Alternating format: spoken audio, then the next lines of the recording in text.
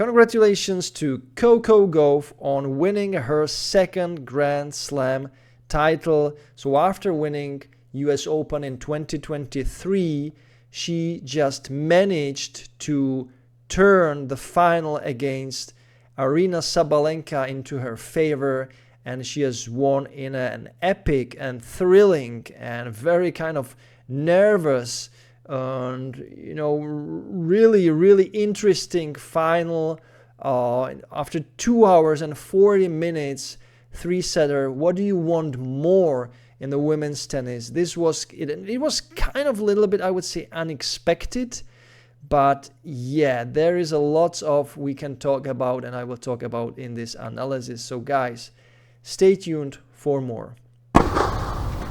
So let's begin with the match. So Aryna Sabalenka didn't start well. She lost the first game, but since then, 4 games in a row, she was in the lead, 4-1. She was serving 40 love, and then what happened? She made a double fault. But is it a really big problem when you are 4-1 and 40 love in the lead? You make your I don't know if it was her first double fault, but she just struggled with the wind, so she made double fault, 40-15, and then she has lost another point, and eventually she lost the game, so it was 4-2. Then she lost another game, 40 love. It was 4-3. Then she lost another game, it was 4-4. Then she has won the game 5-4 for Sabalenka. Then was an epic long game, 5-all. She lost her serve. Then she braked Coco, 6-5 for Coco. And then she lost her serve once again, 6-6, and really thrilling tiebreaker. So Coco was 4-1 already in the lead in the tiebreak, and I was like, this is amazing how she can turn it into her favor. And I saw like Coco is getting better and better and better at the end of the set, and Aryna was getting a little bit worse and more nervous, and she was like complaining and the wind and this, and kind of started arguing with her box. So it was really interesting how such an experienced, high-level player can somehow,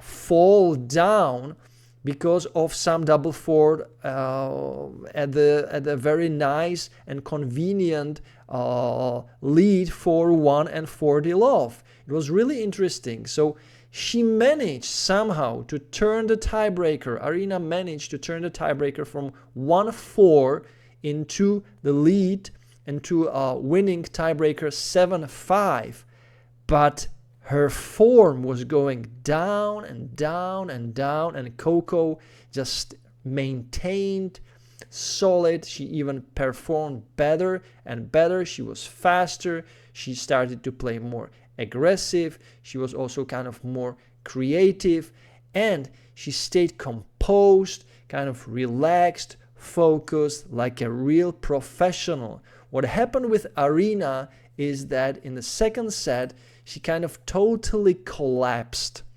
And here you can see what is the most important thing in a professional tennis.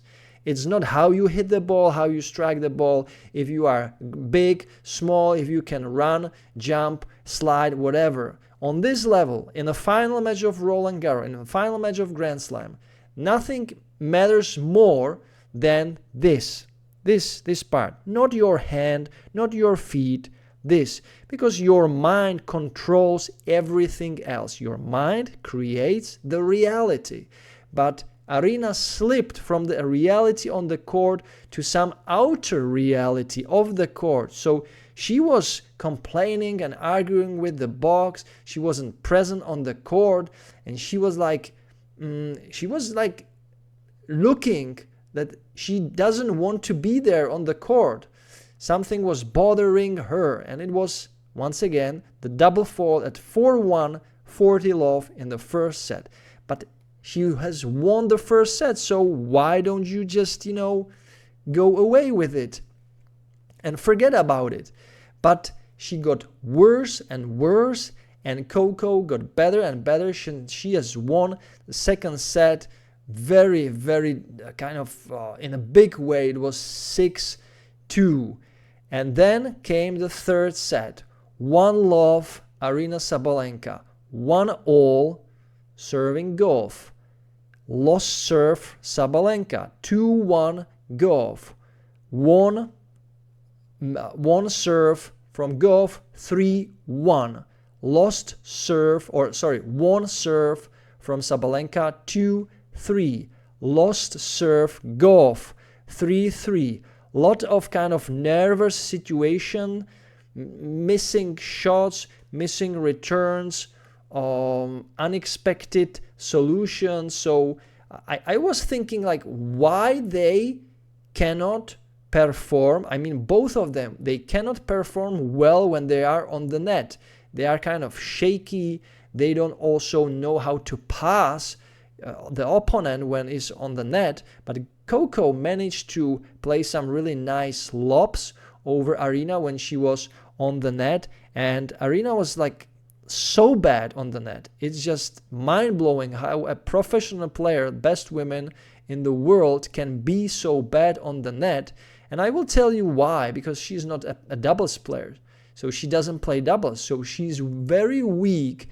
And in my opinion, that cost her match, that she is unable to kill the ball very easily on the net. She's always giving a chance to her opponent. So Gauff was able to run for the ball and somehow to win the point, even though it was really easy for Aryna to finish the point on the net. Eventually, it was 3-3, and Sabalenka lost her serve once again, 40-love. How can you lose serve 40-love? It's almost, it is really kind of interesting and mind-boggling that on such a high level you lose at the 3-all. You're serving. You should be confident, because 3-all is, it's good for you. It's also good for the opponent. Nothing really kind of, nothing really bad, but she just, she just collapsed and lost her serve 40-love. So it was 3-4 from the point of view of Sabalenka. Then Gauff confirmed her serve 5-3 for Gauff. Then Sabalenka managed to win her serve on 4-5. And then there was a quite long game, interesting one, where Gauff managed to win the game and has won the match 6-4. But there were chances for Aryna. There was a one break point for Aryna, but she couldn't really kind of return well. She was unsure, she was shaky, she was definitely nervous and kind of not on the court. She did not really perform what she is capable of. But in my opinion, the biggest and most decisive thing that really decided this match was the mental state of the player, because Coco stayed composed, focused throughout the game. Whenever she was on a return and then the camera just filmed her face, she was stone cold or ice cold. Her face was like a samurai. She didn't blink, she didn't move, she didn't sweat. I don't know. She was like carved from a stone. But Aryna was always making these grimaces and faces like, oh, what is going on? Yeah, this and that, and wind, and and bugs, get out of here. And why are you even here? Yeah, what are you doing? You're not helping me, and something like that. This kind of talk. I'm really surprised that this comes from the best women in the world. It's kind of embarrassing, I would say. And one note I want to point out, what is really bothering me as a long-time tennis player, but it has been in the tennis world, in the women's tennis world, like forever. It is her moaning and groaning and shouting and screaming during the rallies. Sabalenka, this is just it's disgusting. It's unprofessional. I know it is part of her game, it is part of her personality, but it's overacting. It's not natural. You can feel that, you can hear it. Like whenever she hits a harder ball, or it's any ball, she screams and she keeps her voice like in a prolonged way. It's not like a basic like it's like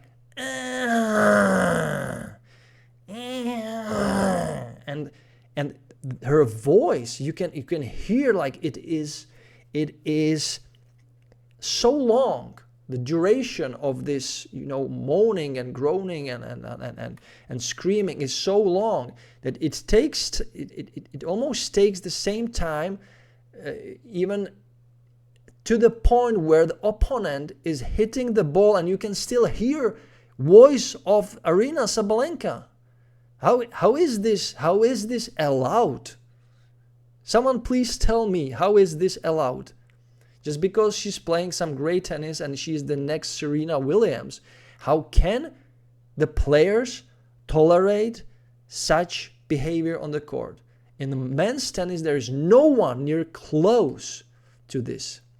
So I'm really happy actually that Coco Gauff managed to win this, because this is like the first time I truly realized, because I was really watching almost the full match, and it was really interesting with all the mental collapses, how bad it is, how the voice is really so bad of Aryna that it's I don't know why they don't do something about it, so there is this I would say there should be some rule, but there is not, because she's so good, she's earning money to she's putting the money also in the tennis. Let's say she's the one who is attracting the fans also, so they cannot probably like ban her or fine her or change her how she should play. But this is such a kind of advantage, or it's almost unfair, or it's like the voice and her shouting is like making her maybe better than she is in reality. So I don't know, something should be done with this, but that's just my point of view, that Coco Gauff has won this match because she was just mentally more strong and she was just more solid. If you look at the unforced errors, so guys, unforced errors, Aryna Sabalenka, I believe it was 70 unforced errors. Coco unforced errors just 30. That's more than lower than half of Aryna's unforced errors. Winners, Aryna 37, Coco 30. So 30 winners, 30 unforced errors. Pretty nice stats. And yeah, I'm really happy for Coco. She actually, for me, she was like the role model in this final. She acted really nicely whenever there was like some point that the umpire was there to check the point. She was just calmly standing there waiting for the umpire. And there were like every single point that was close from the point of Aryna Sabalenka and the umpire had to come down, it was always a right call. So Aryna got also for sure frustrated by the fact that whenever the umpire got down and watched it and checked it on the court, she always said like, sorry, it was out, like, sorry, it's too long, sorry Aryna, too long. Yeah, every single time. So it got her, under the skin, and then she was really not the player she should be. So Gauff, in this case, she acted really like world-class player, and Sabalenka acted like, out of top 20 player in my opinion. So it was not very professional from her. And I think she also kind of cried after the match because she was maybe a little bit embarrassed how she handled the match, that she couldn't really stay focused and she couldn't stay in her reality. So she crumbled under the pressure and she made some easy, unforced errors. So yeah, really deserved Coco to win this match. I'm super happy that it happened to her in this particular final. So guys, let me know in the comments, what do you think about this final? I think it was fantastic, it was thrilling, possibly not the best kind of rallies, the longest rallies, but the nerves, it was a thriller. It was a thriller, right? So it had everything, and unexpected. At the first point, it looked like in 1 hour and 10 minutes it will be over, an easy win for Sabalenka, but then it just shifted. The reality shifted, and Gauff created her reality. Sabalenka lost her reality, and she has lost the match eventually. So guys, let me know in the comments, what do you think about this final? Was it your cup of tea? It truly was for me, because this was epic in my opinion, and I can't wait what the men's final will bring. Sinner, Alcaraz, I have put out my prediction, so check it out. And congratulations once again to Gauff, her family, her team, because fully deserved, and she's a wonderful, great player at the age of just 20, 21. So amazing career already, and we will definitely hear about her and see her in the future finals. So guys, thank you so much for watching, and as always, enjoy tennis, play tennis, watch tennis every time, every day, and don't forget to enjoy the manooovrlbity. Bye guys. You can't be serious, man. You cannot be serious! That ball was on the line!